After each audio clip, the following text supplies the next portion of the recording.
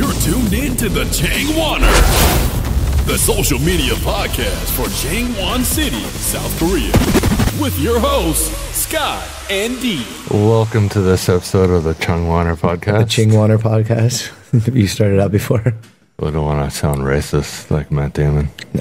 Yeah. But Dee sitting across from me. How's it going, Dee? Good. And this week we've got Chris Kelly back on the podcast. How's it going, Chris? Going well. Thanks for having me back, guys. Last time you were here, we just talked about Star Wars. Yeah, that was easy. And now we have so much more information to talk about. You've been a busy guy. Yeah, I have. Share with everybody what's going on with within the life of Chris Kelly. The life of Chris Kelly. I've been really busy the last 10 weeks or so at Changwon University studying Korean. And how was that? Did you learn a lot? Yeah, I did. Actually, did you enjoy it? Yeah, well, did I enjoy it? Actually, yeah, I had a lot of fun. It was the first 2 or 3 weeks were not so much fun. It's 10 weeks every day, so yeah, it was kind of had a boot camp feeling to it. It was 4 hours a day too, right? 4 hours a day. Yeah. Would you say your Korean level is picked up?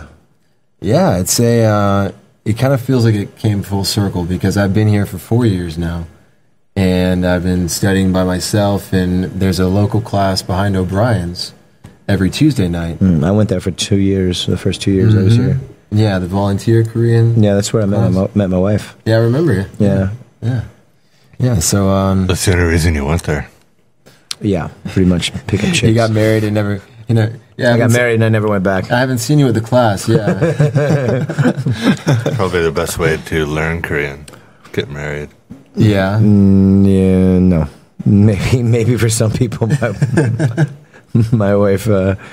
She doesn't want to speak Korean to me. She does a little bit here and there, but her teaching me Korean is, that doesn't really work too well. No.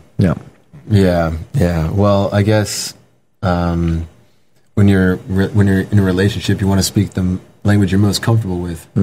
Yeah, that being English, probably. Her English is really good, right? Her English is fantastic. It's perfect.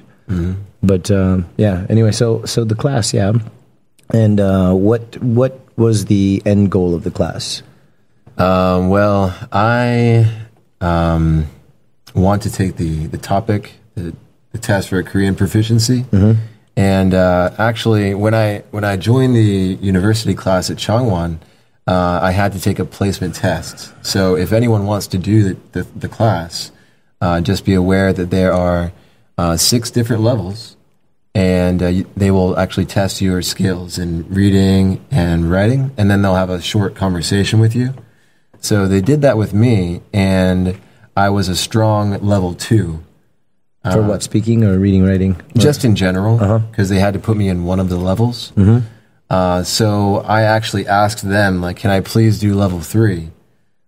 Because I wanted a challenge, and I looked at the book. I studied a lot of the level 2 grammar before, and it was definitely a challenge. So that was basically my goal. I wanted to challenge myself, and I wanted to study level 3 because if you want to stay in Korea and you want to work in a Korean company, level 3 is the minimum that they will take. Okay. As a Korean. So level 6 is the highest. Yeah. You're pretty much on par with a Korean at that point. Yeah.